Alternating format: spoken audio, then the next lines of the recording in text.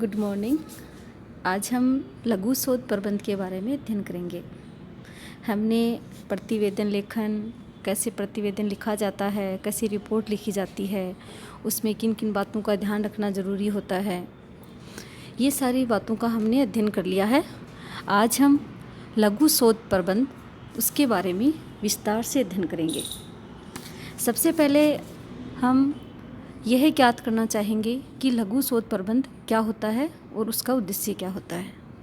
जैसा कि हम जानते हैं, शोध के लिए दो चीज़ें होती हैं। एक होता है थीसिस लिखी जाती है, एक थीसिस से जो शॉर्ट रूप होता है उसको लघु शोध प्रबंध कहा जाता है। लघु शोध प्रबंध का जो उद्देश्य है वह एमफिल, एमएड आदि जो शैक्षिक जो उपाधियाँ होती हैं उनको प्राप्त करने के लिए परीक्षा या पाठ्यक्रम के भाग के रूप में लिखा जाता है। तो हम ये जानते हैं कि लघु शोध जो प्रबंध है वो शोध प्रबंध अर्थात थीसिस जो होती है उसका एक छोटा रूप होता है, और जो कि एमफिल और एमएड जो शैक्षिक जो उपाधियाँ प्राप्त करते हैं जो भी लोग, वो इसको लिखते हैं। इसके लिए किसी प्रकार का अनुदान आदि नहीं दिया जाता। जैसा कि हमने इससे पहले अध्ययन किया था कि जब भी कोई शोध कार्य किया जाता है तो बहुत सी ऐसी संस्थाएं हैं जो कि शोध कार्य में जो भी खर्चा होता है उसके लिए आर्थिक सहायता प्रदान करती हैं, लेकिन जो लघु शोध होता है उसके लिए किसी प्रकार का कोई अनुदान नहीं दिया जाता। यह शोधकर्ता अपनी ही ओर से करने के लिए बाध्य होता है। यदि वह उन पर अनुदान आदि लेता है तो उसका स्वरूप रिसर्च रिपोर्ट जैसा हो जाता है। जैसा कि हम जानते हैं कि कोई भी शोधार्थी रिसर्च का जो काम करता है, उसका रिसर्च का जो कार्य होता है उसमें विभिन्न प्रकार के खर्चे उसको होते हैं, और उसके लिए बहुत सी ऐसी संस्थाएं हैं जो कि उसको आर्थिक सहायता प्रदान करती हैं, लेकिन शोध कार्य के लिए किसी प्रकार की आर्थिक सहायता प्रदान नहीं की जाती। अगर कोई व्यक्ति अपने इस लघु शोध प्रबंध के लिए आर्थिक सहायता के लिए अप्लाई भी करता है तो वह उसका स्वरूप लघु शोध प्रबंध न रह करके और रिसर्च रिपोर्ट जैसा हो जाता है। अगर हम बात करें लघु शोध प्रबंध के आकार की, तो इसका जो आकार होता है प्रश्नों का वो 100 से लेकर 500 तक हो सकता है। लघु शोध किसी वरिष्ठ शिक्षक या निर्देशन के नेतृत्व एवं निरीक्षण में तैयार किया जाता है। जो भी शोधार्थी है शोध कार्य करेगा, चाहे वह एमफिल करे या एमएड करे, सबसे पहले वह जिसके अंडर में करेगा तो वह शिक्षक है बहुत ही योग्य होगा, और उसका जो निर्देशन है, उसका जो नेतृत्व है वो बहुत ही अच्छे से होगा, तभी वह व्यक्ति उसके अंडर में शोध कार्य कर सकेगा। इनकी जांच दो विशेषज्ञों या शिक्षकों के द्वारा की जाती है। वे उनमें प्राप्तांक भी देते हैं। जब कोई शोधार्थी लघु शोध प्रबंध तैयार करता है, जब उसकी जांच की जाती है तो उसमें एक्सपर्ट्स होते हैं 2, और उन 2 एक्सपर्ट्स द्वारा उनको अंक प्रदान किए जाते हैं।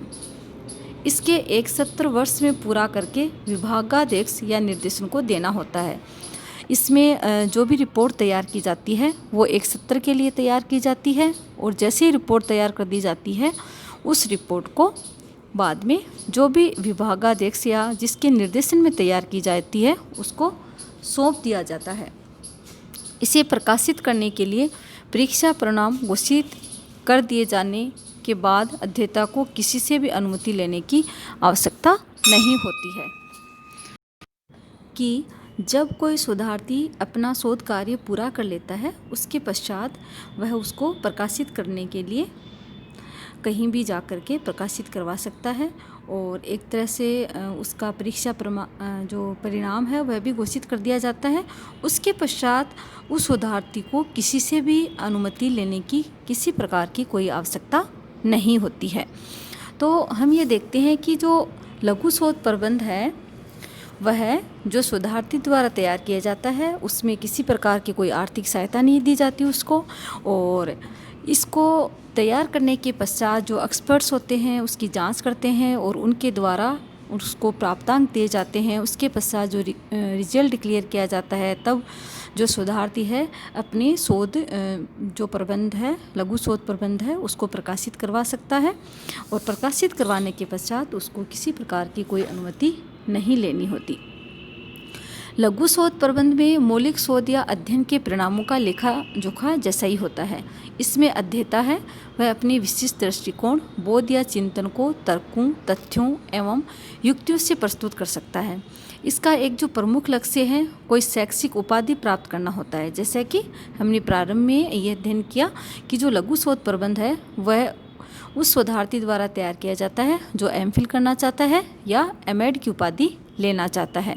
तो इसका लक्ष्य एक तरह से शैक्षिक उपाधि प्राप्त करना हो गया।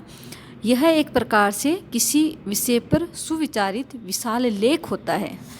कहने का अभिप्राय ये हुआ कि शोधार्थी द्वारा कोई भी एक टॉपिक ले लिया जाता है और उस टॉपिक के बारे में एक तरह से विस्तृत रूप से लिखा गया एक लेख जैसा होता है लघु शोध प्रबंध। लघु शोध प्रबंध की जो स्थिति है वो एक तरह से थीसिस से नीचे गिनी जाती है, जैसा कि मैंने आपको पूर्व में भी बताया है। यह किसी विषय या प्रकरण की विस्तार पूर्वक विवेचना करता है जिसका प्रयोजन एमफिल, एमएड आदि शैक्षिक उपाधियां प्राप्त करना होता है।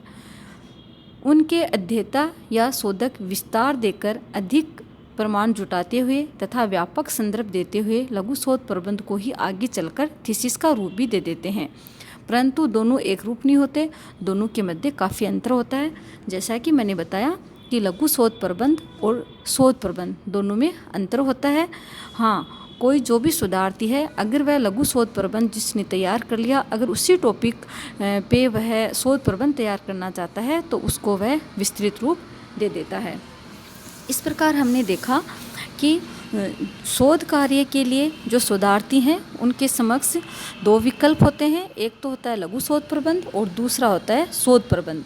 लघु शोध प्रबंध ये छोटा रूप होता है शोध प्रबंध का। शोध प्रबंध एक तरह से थीसिस होती है जो कि पीएचडी के लिए लिखी जाती है, और लघु जो शोध प्रबंध होता है ये एमफिल और एमएड की जो शैक्षिक उपाधि है उसके लिए तैयार की जाती है।